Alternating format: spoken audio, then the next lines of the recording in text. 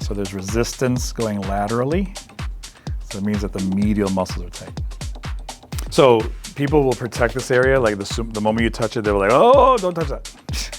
So is that tender? Mostly I'm checking for inflammation, make sure there's no damaged tissue, and trying to get her trust. What I'm doing is I'm starting on the inferior side of the patella and doing a few strokes, and you're asking if it's tender.